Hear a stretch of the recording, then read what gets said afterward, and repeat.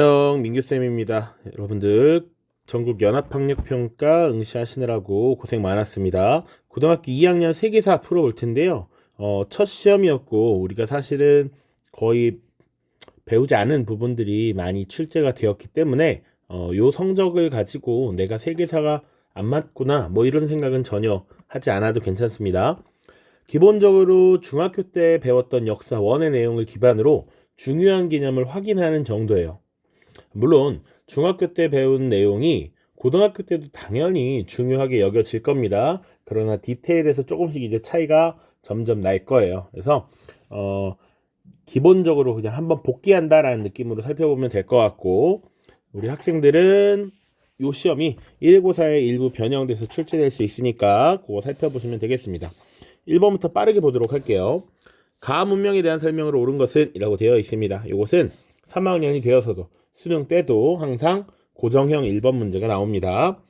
자, 과제라고 돼 있죠. 메소포타미아, 이집트, 인도, 중국 문명 중 하나를 선택하여 그 문명의 특징이 잘 나타나도록 화폐 도안하기 라고 돼 있어요. 그래서 도안을 보시면 피라미드, 스핑크스, 나일강, 파피루스 이런 힌트들이 제시가 되어 있습니다. 자, 그러면 요거는 명확하게 이집트구나 라는 것을 바로 파악을 할 수 있어야겠죠. 자, 그래서 이집트 문명에 대한 것을 찾으면 됩니다. 1번 지구라트를 건설하였다. 지구라트는 일종의 신전이었습니다. 메소포타미아 문명. 2번 사자의 설을 제작하였다. 이게 정답이죠. 여기서 사자는 죽은 자였습니다. 그래서 죽은 자를 위한 안내서, 이것은 이집트 문명의 내세적 세계관을 잘 보여주는 유물이라고 볼 수 있죠. 모헨조다로 유적, 이거는 계획 도시였습니다. 인도 문명 하라파와 함께 대표적인 계획 도시 유적이었고요. 기본적으로 뭐 계획 도시였기 때문에 도로가 계획되어 있거나 성벽이 반듯하게 세워져 있거나 혹은 공중 목욕탕 같은 것들이 만들어지기도 했습니다. 자, 파르테논 신전, 그리스 세계, 그리스 문명을 이야기하는 것이고요. 갑골의 전복의 내용을 기록하였다. 중국이 되겠습니다. 자, 2번으로 바로 넘어갑니다. 가 인물에 대한 설명으로 옳은 것은 이라고 되어 있어요. 자, 마케도니아의 필리포스 2세가 명마라고 알려진 말을 구하였으나 그 말이 너무 사나워 누구도 길들일 수 없었다. 자, 그의 아들인 가 인물이 말을 잘 길들이자 아버지였던 필리포스 2세는 크게 기뻐하며 아들아, 너의 그릇에 맞는 왕국을 만들어라. 마케도니아는 너무 내게 좁구나 라고 말한 뒤에 그 말을 아들에게 주었다. 이후에 부케팔로스라고 불린 이 말은 가의 기마로서 이소스 전투 등 수많은 전투를 함께 하였고, 그리고 가는 부케팔로스를 기리기 위해 알렉산드리아 부케팔로스라는 도시를 건설하였습니다. 자, 중학교 때 배웠던 것이 기억이 날지 모르겠어요. 마케도니아, 필리포스 2세, 그리고 알렉산드리아라는 지금 도시를 건설했다라는 것, 그리고 이소스 전투 등에서 승리했다라는 것. 자, 영토를 크게 확장하고 전쟁을 많이 승리를 이끌었던 인물입니다. 자, 이 알렉산드리아라는 도시 이름이 바로 알렉산드로스의 이름을 따서 지금 도시의 명칭을 붙인 것이었죠. 그래서 알렉산드로스에 대한 설명을 찾으면 되는 것입니다. 자, 1번 보겠습니다. 크리스트교를 공인하였다, 공식적으로 인정했다라는 거 우리 로마사 다룰 때 배울 텐데요. 콘스탄티누스라고 하는 황제입니다. 콘스탄티누스.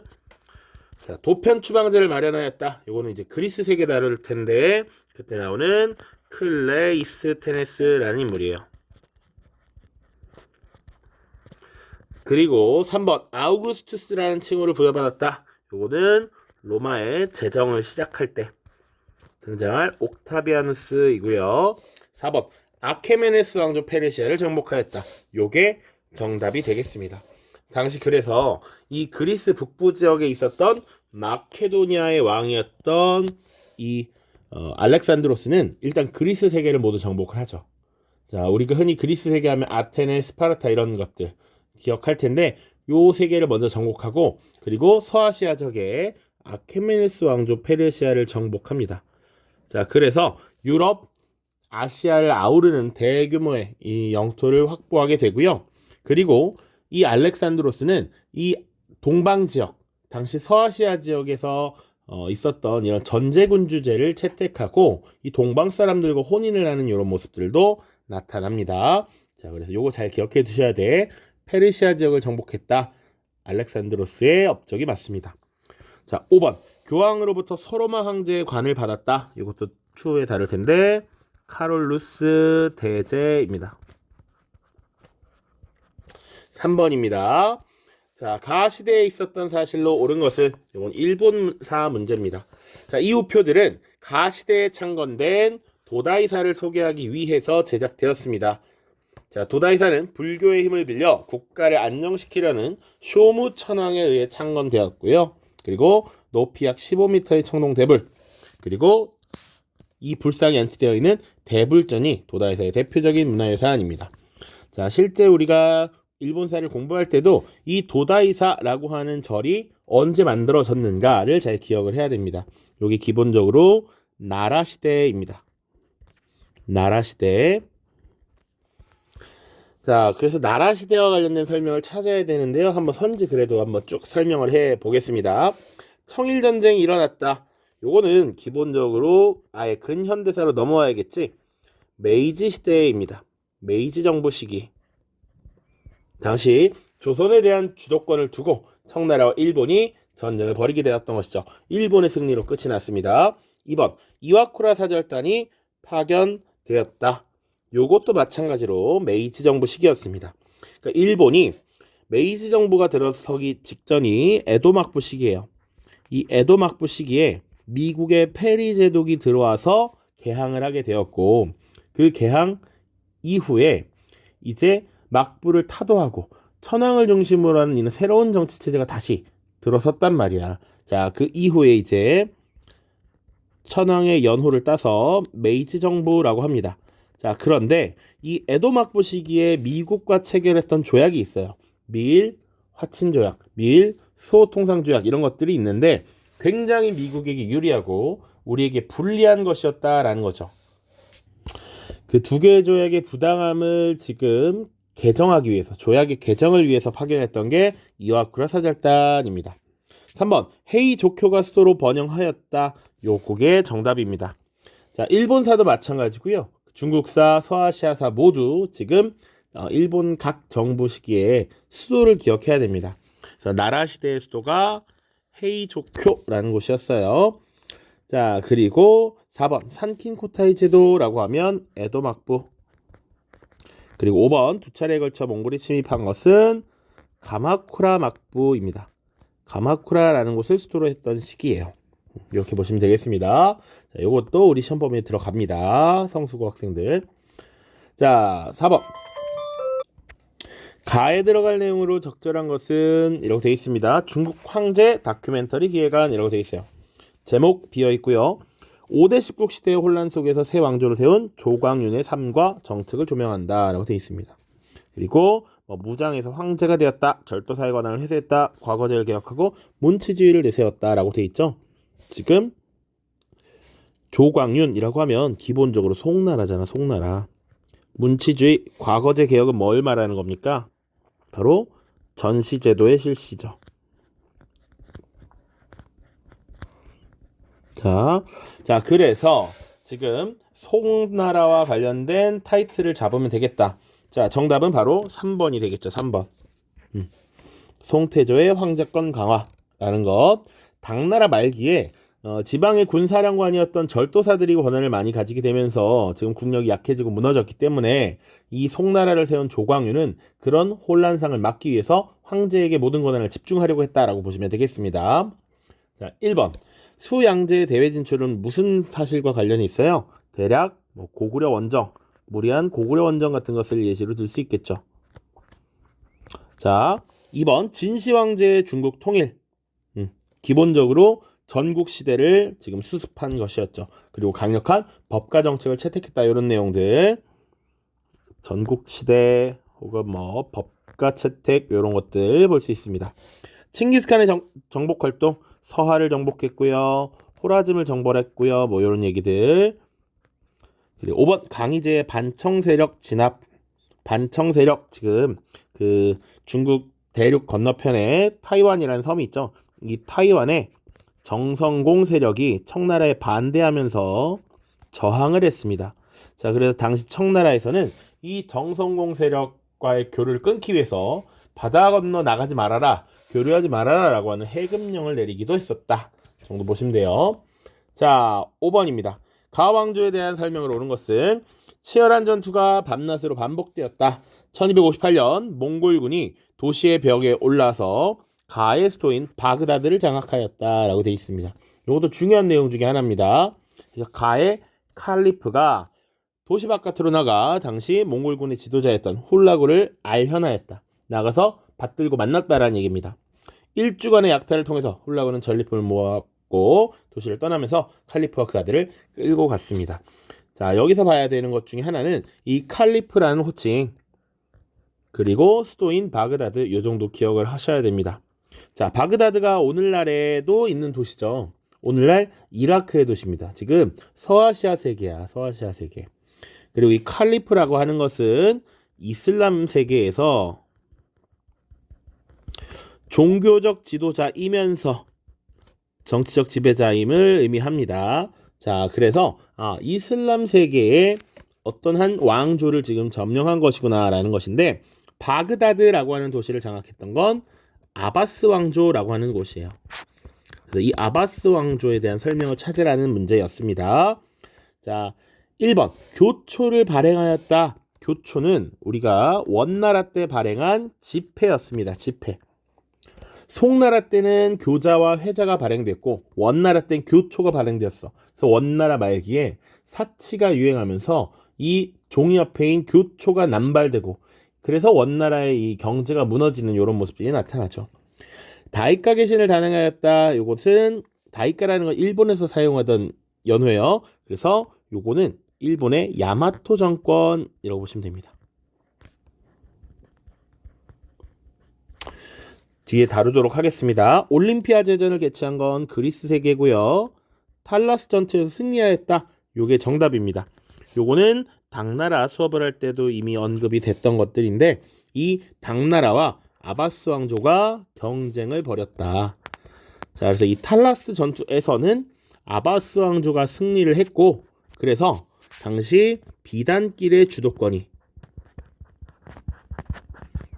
지금 당나라로부터 아바스 왕조로 넘어갔다라는 겁니다. 자, 그 정도 보시면 돼. 조로아스터교를 국교로 하였다. 우리 아직 다루진 않았지만 사산왕조 페르시아입니다. 사산왕조 페르시아. 자, 6번 밑줄 친 이 황제가 실시한 정책으로 옳은 것은, 자, 이 민요는 한나라에 의해서 자신들의 거점을 잃은 흉노의 슬픔을 노래한 것입니다. 한나라의 이 황제는 곽거병, 장건 등에게 명을 내려서 흉노를 공격하였습니다. 그 결과 흉노는 자신들의 생활 근거지였던 기련산, 연지산 등을 한나라에 뺏기게 되었습니다. 라고 돼 있어요. 자, 한나라라고도 좋고, 지금 뭐 곽거병, 장건, 그리고 흉노를 어떻게든 밀어내려고 했던 그런 전략적인 정책을 펼쳤던 이 황제, 바로 누굽니까? 장건을 파견했던 것, 한나라의 무제가 되겠죠. 무제. 자, 한 무제 정책 보시면 되겠습니다. 자, 1번 볼게요. 육유를 반포하였다. 요거는 명나라를 세웠던 주원장 홍무제의 정책입니다. 홍무제. 분서갱유, 바로 진시황이죠. 자, 그리고 이자성의 난을 진압하였다. 요것은 청나라의 순치제라고 하는 황제입니다. 자, 평가원이나 수능에서 기출을 봤을 때 요 선지는 조금 중요도에서 떨어지는 선지다. 4번 통제거 등의 대운하를 건설하였다. 수나라, 특히 양제 기억하면 좋고요. 5번 소금과 철의 전매제를 실시하였다. 요게 정답이 되겠죠. 염철 전매제라고도 하고요. 또는 균수법, 평준법을 시행하였다. 이런 것들이 될 수가 있겠다.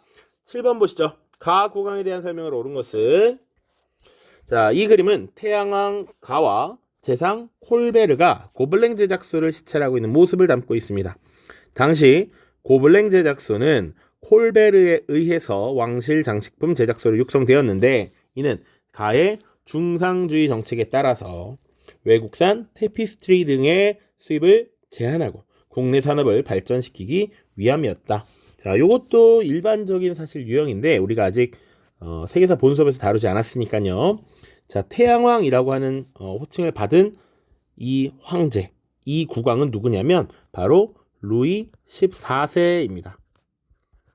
항상 이 태양왕 루이라는 표현, 그리고 콜베르가 주장했던 중상주의 정책, 요게 세트예요. 그래서 이것은 프랑스에 대한 설명입니다. 프랑스. 자, 그래서 루이 14세라고 하면 프랑스의 절대 왕정을 대표하는 사람이에요. 그걸 보고 설명을 보죠. 선지 봅시다. 1번 밀라노 칙령을 공포하였다. 이게 아까 크리스트교를 공인하였다라는 내용과 동일한 것입니다. 밀라노 칙령이라는 것의 안에 기독교를 인정하겠다라는 내용이 담겨 있어. 콘스탄티누스고요. 나중에 요거 연도까지 알아두면 좋습니다. 313년입니다. 카노사의 굴욕을 당하였다. 카노사의 굴욕을 당한 국왕, 당시 황제는 신성 로마 제국의 황제 하인리 4세입니다. 그리고 카노사의 굴욕이라고 하는 사건은 바로 1077년입니다. 이것도 사실은 기출문제에 연도와 관련해서 연동돼서 나왔던 문제가 있어서 나중에 연도를 좀 파악해야 된다. 자, 베르사유 궁전을 건축하였다. 지금 요 프랑스의 대표적인 유적지라고 볼 수 있죠. 요게 정답입니다. 루이 14세 때 이런 것들이 지금 만들어졌다. 4번 콜럼버스의 항해를 후원하였다. 나중에 신항로 개척 시기에 이 대규모의 항해가 이루어졌던 인물, 그것을 주도했던 인물 4명이 나올 텐데요. 주로 에스파냐와 포르투갈이라는 두 국가가 지원을 합니다. 특히 이 콜럼버스와 마젤란 같은 경우는 에스파냐에서 후원을 합니다. 그리고 뭐 이사벨라 여왕 같은 인물들이 등장을 할 겁니다. 5번 네르친스크 조약을 체결하였다. 이것은 청나라의 황제였던 강희제와 당시 러시아의 표트르 대제라고 하는 인물이 체결한 조약이에요. 러시아의 표트르 대제. 자, 8번 보시죠. 자료에 대한 탐구 활동으로 가장 적절한 것은 벵골 주민은 벵골 분할에 아주 큰 불만을 품고 있습니다. 이 벵골 분할은 영국인의 잔인하고도 어리석은 행동입니다. 자, 지금 영국이 벵골 분할이라고 하는 정책을 펼쳤고 이에 대한 반발이 드러나고 있는 것이죠. 자, 경제적 혼란이 있는 상태에서 우리나라에서 스와데시 국산품 애용을 강력하게 추진할 필요가 있다고 생각합니다. 콜카타 대회 의장 나오로지라는 인물의 연설이었습니다. 자, 이 자료에 대한 탐구 활동으로 가장 적절한 것은 이라는 거야.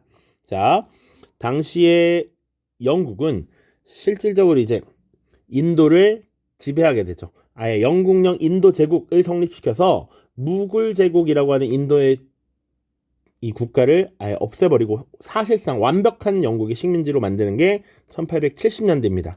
자, 그 이후에 인도인들의 협조를 위해서 당시 인도 지식인들을 중심으로 여기 나와 있는 인도 국민회의라는 걸 결성해요. 그래서 인도인들의 의견을 듣겠다라는 이런 모양새를 취하는 것이지. 그래서 이 인도 국민회의를 통해서 사실상 이제 통치하려는 이런 모습을 가졌었습니다.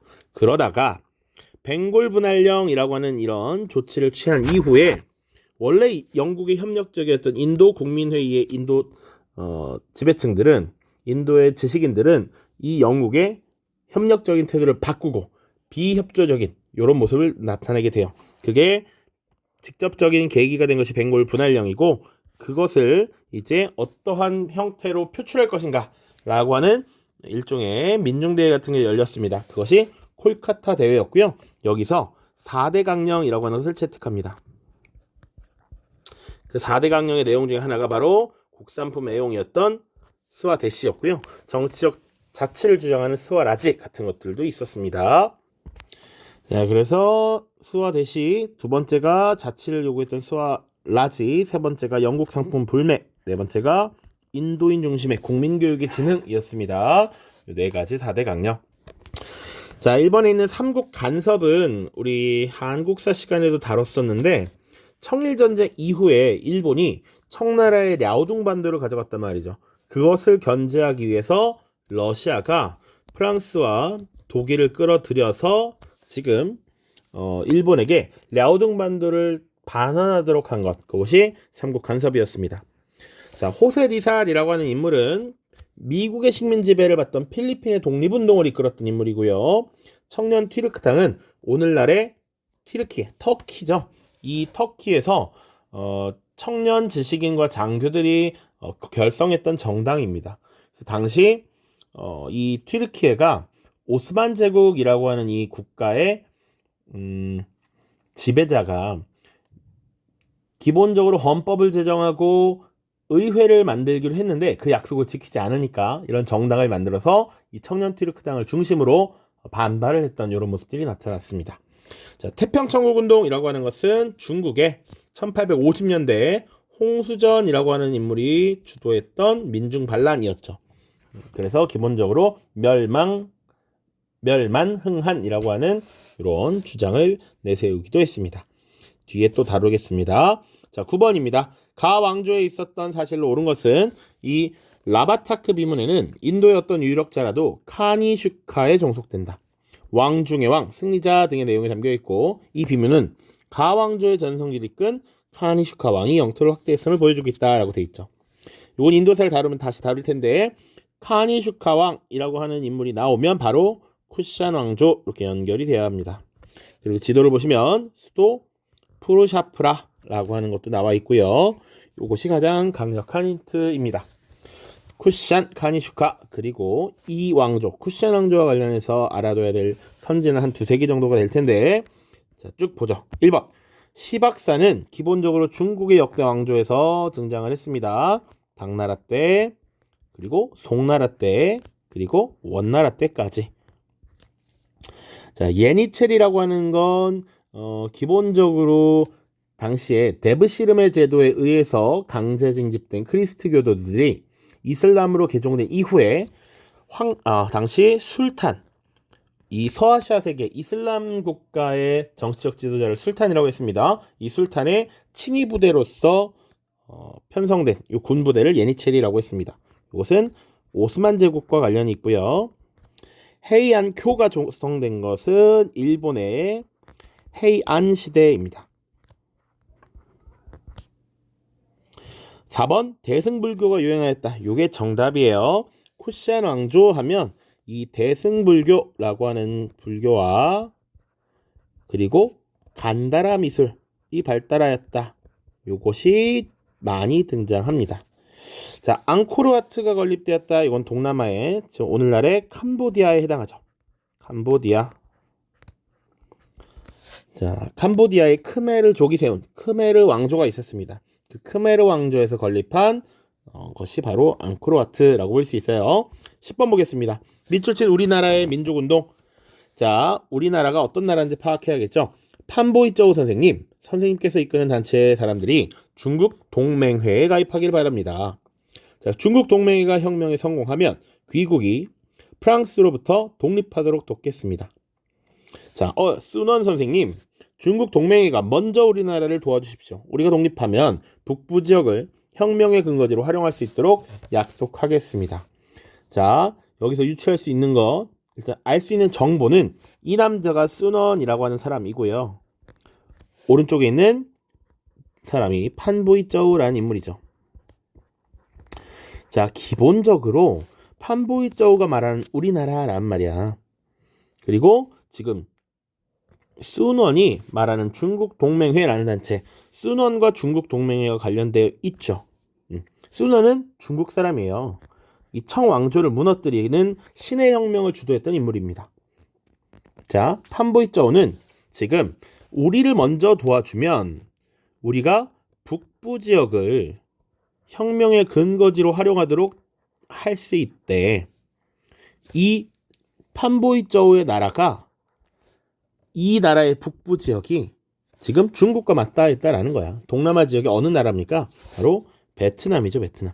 우리가 실제로 배우면 그냥 판보이쩌우 하면 베트남이 바로 나와야 하는데, 무튼 지금 여기서 우리가 직접적으로 다루지 않았지만 그래도 조금 유출해보면 그렇다. 그래서 판보이쩌우는 당시에 프랑스의 식민 지배를 받고 있던 베트남의 독립운동을 지도했던 인물으로서 지금 중국과 긴밀하게 협력하고 대화를 하고 심지어 일본에 유학을 보내는 동유운동을 벌이기도 했습니다. 자, 그래서 베트남과 관련된 민족운동을 살펴보는 거야. 1번, 탄지마트가 추진되었다. 탄지마트라고 하는 것은 기본적으로 오스만 제국에서 시행됐던 개혁이에요. 은혜개혁이라고도 합니다. 그래서 당시 술탄, 지배자였던 술탄이 은혜를 내려서 개혁을 추진하겠다라는 것이죠. 그래서 이 탄지마트에 의해서 헌법을 제정하고 의회를 개설하려고 했는데 이것이 제대로 운영되지 않자 청년 튀르크당이라고 하는 것이 결성된 겁니다. 2번, 세포이의 항쟁이 발생하였다. 이건 인도와 관련된 설명이고요. 의화단, 부청멸량이라는 것은 중국과 관련이 있습니다.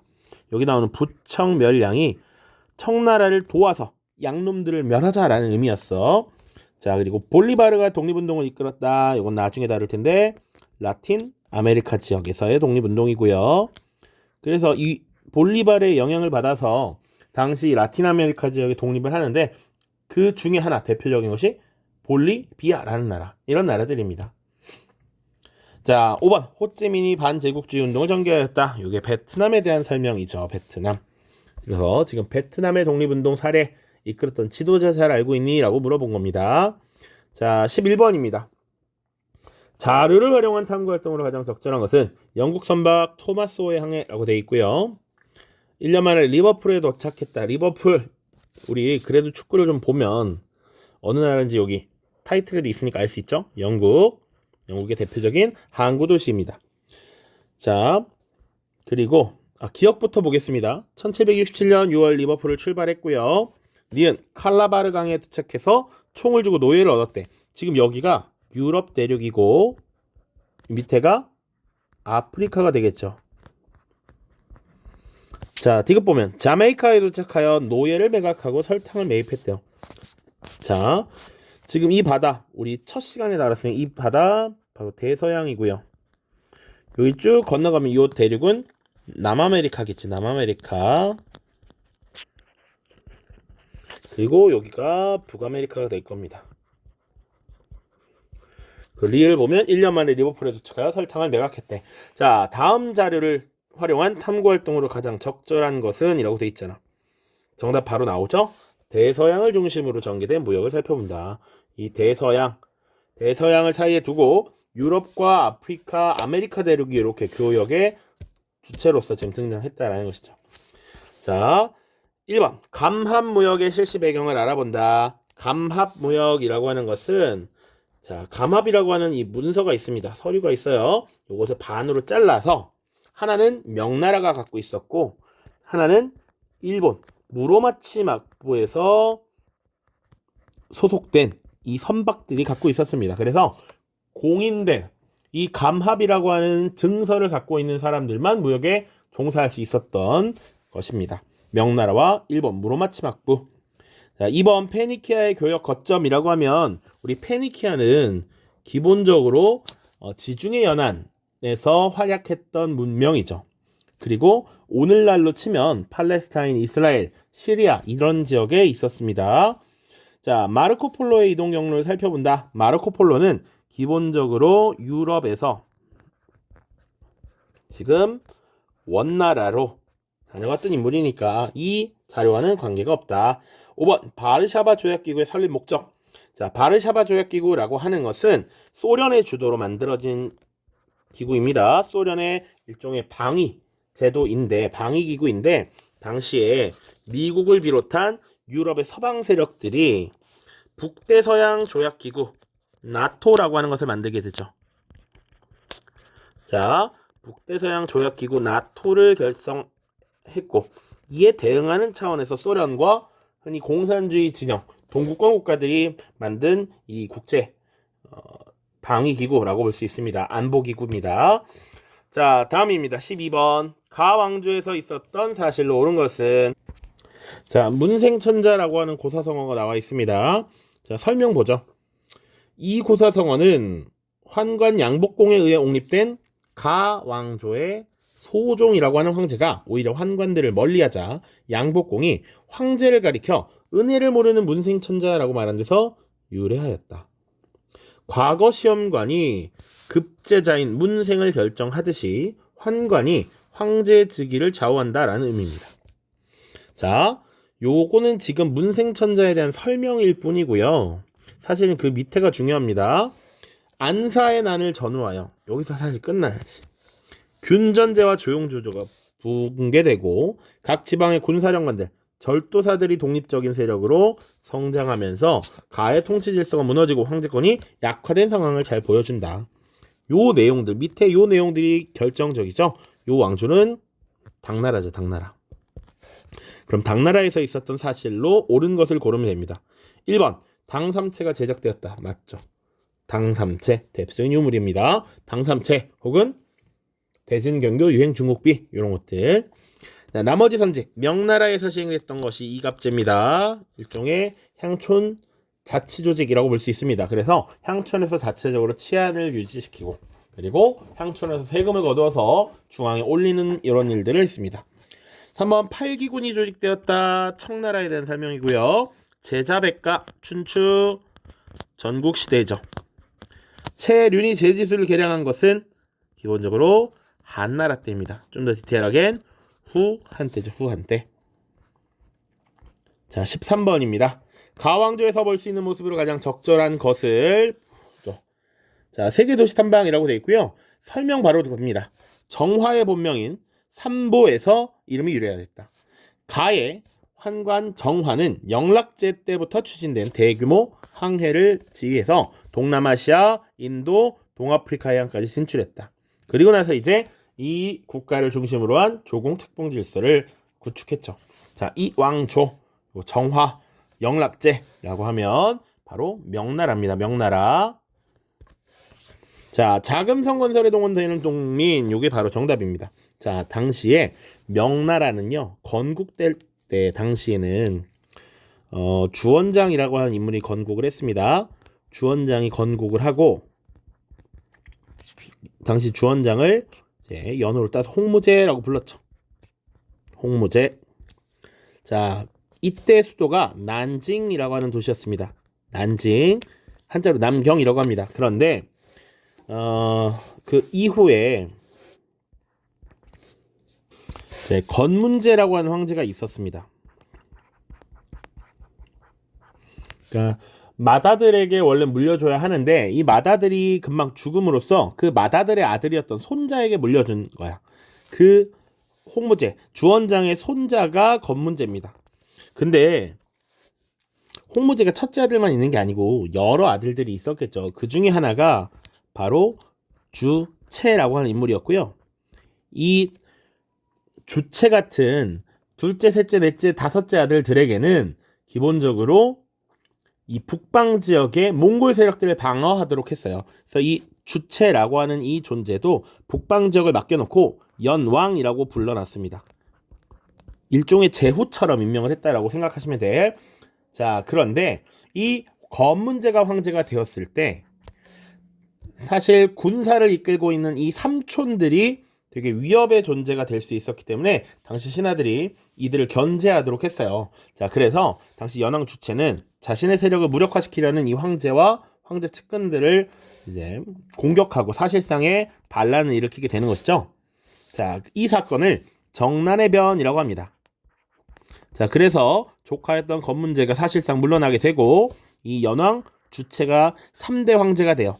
이 황제가 바로 영락제입니다. 자, 이 영락제는 그래서 새롭게 황제가 된 이후에 자신의 근거지였던 북방 지역으로 수도를 옮겨요. 그때 옮겼던 수도가 바로 북경, 베이징이 되는 것이죠.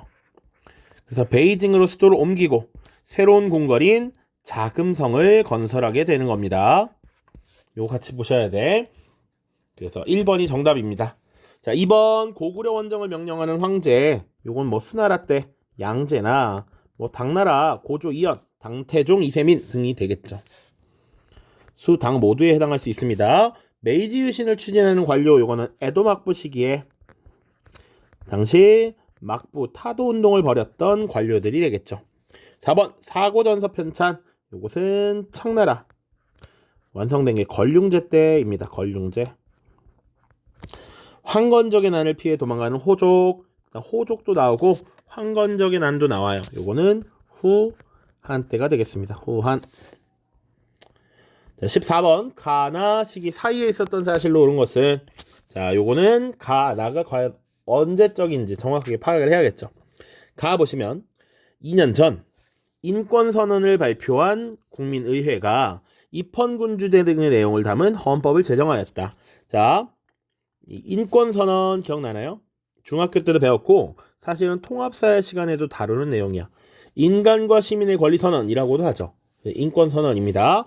요게 1789년인데 요게 지금 2년 전이라고 돼 있죠.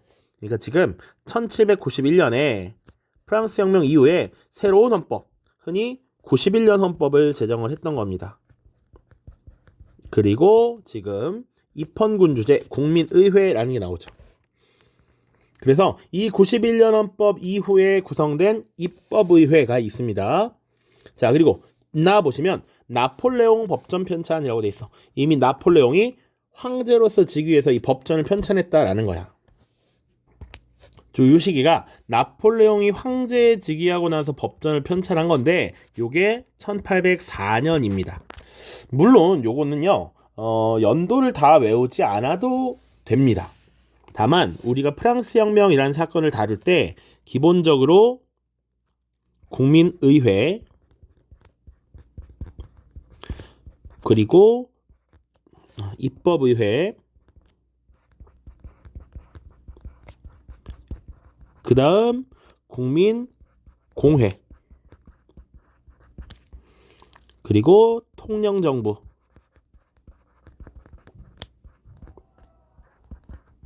여기 사이에 지금 여기 사이에 총재정부가 빠졌습니다. 자, 총재정부, 통령정부 그 이후에 나폴레옹이 이제 황제 즉위하면서 제정으로 넘어가게 되는 것이죠. 이 과정을 어느 정도 알고 있느냐라는 것을 보는 것이지 지금 그래서 91년 헌법 제정하고 이제 입법의회가 생겨났고 지금 나에는 황제정이 등장했으니 요 사이에 있는 내용들을 찾아볼 수 있느냐라는 것이죠. 그러니까 정답은 2번이고요.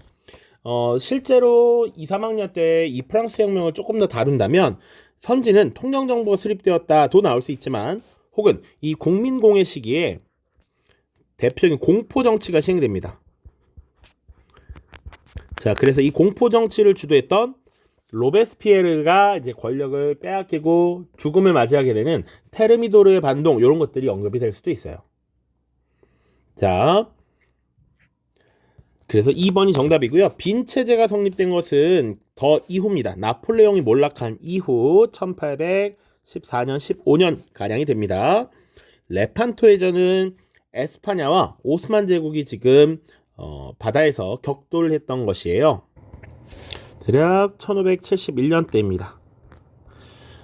에스파냐가 오스만 제국의 함대를 무너뜨렸습니다. 보스턴 차 사건이라고 하는 것은 기본적으로 1773년 이제 미국 독립혁명을 다룰 때 영국의 식민지였던 이 북아메리카 식민지에서 일어난 사건이었죠. 이것을 기점으로 사실상 이제 미국이 독립 전쟁을 일으키게 되는 이런 시발점이 됩니다. 피해 일요일 사건이 발생하였다. 이것은 1905년 러시아에서 있었던 일입니다. 해설이 길어지니까 말이 꼬이네요. 자, 15번입니다. 가에 들어갈 내용으로 가장 적절한 것은 영국이 인도산 아편을 청에 밀수출하여 청의 피해가 극심해졌다. 자, 이에 청나라는 임칙서를 파견한 아편 단속을 실시하였는데 영국은 이를 구실로 전쟁을 일으켰다. 이 전쟁은 영국의 승리로 끝났고 그 결과 가라고 되어 있죠. 자, 이 전쟁 우리가 흔히 아편 전쟁이라고 얘기하죠. 자, 이 아편 전쟁의 결과 체결된 조약을 봐야 되는데요. 아편 전쟁 결과 체결된 조약은 바로 난징 조약입니다. 난징 조약. 자, 그래서 뭐 5개 항구를 개방하고 그리고 공행무역을 폐지하는 이런 내용들이 주로 담겨 있다라고 보시면 되겠습니다.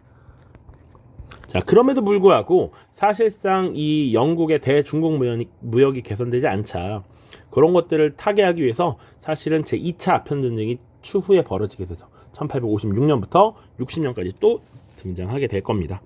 자, 그래서 정답은 바로 2번이고요.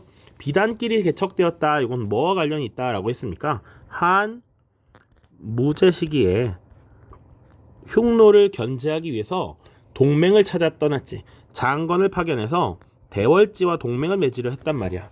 요것이 비단길의 개척과 관련이 있죠. 3번 황소의 난 당나라 때죠. 당나라 후기입니다. 황소의 난으로 휘청, 그리고 주전충의 난으로 멸망이었습니다. 자, 국공내전이 시작되었다.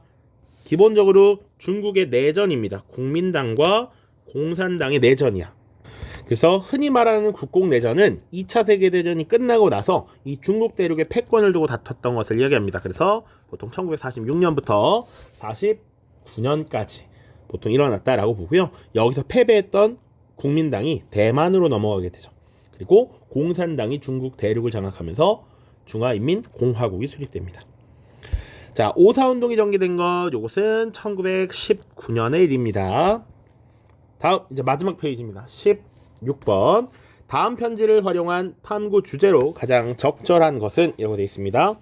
자, 케네디 대통령 귀하라고 되어 있습니다. 귀하는 미국에서 90마일 떨어진 곳에 미사일이 있어 문제라고 말합니다. 하지만 터키 역시 우리와 인접해 있습니다. 귀하는 쿠바의 무기가 공격용이라고 주장하며 철수를 요구하면서도 우리 바로 옆에 있는 터키에 공격용이라고 불릴 만한 무기를 배치했습니다. 자, 저는 다음과 같이 제안합니다. 우리는 쿠바의 시설을 철수시킬 의향이 있습니다. 귀국 정부도 터키의 유사한 시설을 철수하겠다고 약속하길 바랍니다. 흐루쇼프라는 인물이 보냈대. 요거 지금 미국 대통령, 지금 미국이라는 거 나와 있죠? 그리고 미국과 지금 대립하고 있는 국가인 것 같아. 그래서 당시 미국과 소련의 극한 대립이 이루어지던 시기입니다. 이런 시기를 냉전이라고 합니다. 실제 전쟁을 벌이진 않지만 기본적인 군사력 증강 혹은 외교 등을 통해서 치열하게 대결하던 이런 것들을 냉전이라고 하죠. 이런 것들이 가장 격화되었던 시기가 요 자료에 나와 있는 사례입니다. 1962년 쿠바의 미사일 위기 사태예요. 당시에 미국의 바로 아래에 있던 쿠바라는 공산 국가에 소련이 미사일 기지를 건설하는 거야. 그래서 미국에게 직접적인 위협이 됐던 것이죠. 그리고 소련과 근접해 있는 터키에도 이런 시설이, 미국의 시설이 들어가면서 경쟁이 격화되었었다. 그래서 정답은 1번입니다. 냉전 체제의 전개. 나머지 선지는 생략하겠습니다. 17번. 자료에 나타난 운동으로 옳은 것은 당신들의 의회가 지금 우리 노동자들의 많은 요청을 꺼리고 있으니 청원자들은 이 명백한 악을 바로잡을 것을 요구한다. 자, 21세 이상 모든 남자의 선거권 인정, 비밀투표제 시행, 의원의 재산 자격증 폐지, 의원에게 보수 지급, 인구 비례에 따른 동등한 선거구 설정, 매년 선거에 실시되는 내용을 담은 인민 헌장이라고 이름 붙인 문서를 변경 삭제 추가 없이 즉시 법으로 정할 것을 요구한다. 자, 인민 헌장, 요것을 영어로 차티즘이라고 합니다. 자, 요거 차티스트 운동이 되겠습니다. 기본적으로 참정권을 지금 보장하라라는 것을 요구한 것입니다. 자, 1번의 대약진 운동은 기본적으로 중국에서 생산량을 늘리기 위한 이렇게 마오쩌둥 주도로 이제 추진이 됐던 운동이고요. 와하브 운동이라고 하는 것은 아라비아 지역에서 초기 이슬람교로 돌아가자라고 하는 이 이슬람교 다시 뭐랄까요, 종교적 운동이라고 보시면 됩니다. 신앙을 회복하자라는 거야. 자, 인클로저 운동이라고 하는 것은 개개인이 이 농지에 혹은 이 목초지에 울타리를 세우는 것을 말합니다. 울타리를 세우는 것, 주로 영국에서 등장했던 것입니다. 이 인클로저 운동은 1차, 2차로 나뉘고요. 또 배경이 너무 다양하기 때문에 이것은 당시 이제 내용을 들어가게 되면 설명을 하겠습니다. 자, 브나르드 운동이라고 하는 것은 한국사에서도 나오지만 기본적으로는 러시아에서 지금 민중들을 계몽시키려는 민중 계몽운동적 성격을 갖고 있습니다. 18번입니다. 가전쟁 중에 있었던 사실로 옳은 것은 영화 속에 묘사된 가라고 되어 있고요. 가를 소재로 한 영화들이 쭉 나와 있대. 그래서 이 주요 내용을 보시면 독일의 폴란드 침공, 일본의 진주만 공습, 소련과 독일 사이에 벌어진 전투, 연합군의 노르망디 상륙작전, 이런 것들을 지금 묘사하고 있대요. 요거 제 2차 세계대전과 관련이 있죠. 자, 그래서 2차 세계대전 중에 있었던 사실을 고르라 라고 되어 있습니다. 자, 1번 국제연맹이 출범하였다. 자, 국제연맹이라고 하는 단체는 기본적으로 1차 대전이 종료된 이후에 결성이 되었죠. 자, 2차 대전 중에 있었던 일 아닙니다. 1920년에 만들어졌고 기본적으로 2차 대전 중이 아니라 2차 대전 결과로 만들어진 것이 국제연합이라는 게 있죠. 국제연합. 1945년 12월에 만들어졌습니다. 파쇼다 사건이라고 하는 거. 이것은 1898년이고요. 이 제국주의 파트에서 영국과 프랑스가 아프리카 지역의 주도권을 두고 서로 종단 정책과 횡단 정책을 펼치면서 식민지를 확대하려 했습니다. 그러다가 남수단의 파쇼다라는 지역에서 충돌한 사건이에요. 훨씬 이전입니다. 독일이 파리를 점령하였다. 이게 정답이 되죠. 독일이 사실상 이제 파리를 점령하고 당시에 독일의 협력적인 이런 사람들을 중심으로 비시 프랑스라고 하는 것을 결성하죠. 사실상 독일의 꼭두각시 정권이라고 보면 됩니다. 자, 그래서 나중에 뭐 샤를 드골 같은 장군들이 나서서 이 독일군을 몰아내고 프랑스를 다시 되찾기 위한 여러 노력들이 나타나게 되는 것이죠. 자, 베를린 장벽이 설치된 것은 1961년입니다. 1961년. 그래서 당시에 이제 동베를린과 서베를린으로 나뉘어서 소련과 이 미국을 비롯한 서구 세력들이 베를린을 점령했었는데 요것을 이제 베를린 장벽을 설치해서 교류를 막아버렸던 것, 이 냉전 체제가 더욱더 가속화되는 이런 계기가 되었던 것이 베를린 장벽의 설치라고 볼 수 있습니다. 자, 일본이 만주사변을 일으킨 것은 1931년. 요건 한국사 때도 다뤘었습니다. 자, 오른쪽 19번입니다.